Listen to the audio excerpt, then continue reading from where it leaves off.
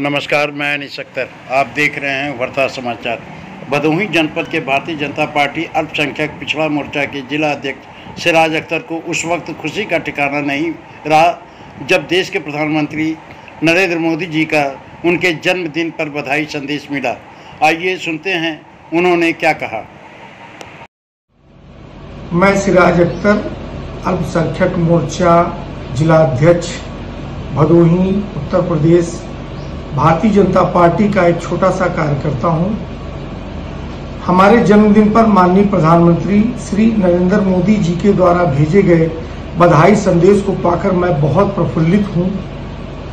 मेरे लिए यह बहुत मायने रखता है कि माननीय प्रधानमंत्री जी अपने इतने बिजी शेड्यूल से समय निकालकर मुझे जन्मदिन की शुभकामनाएं, बधाई दी।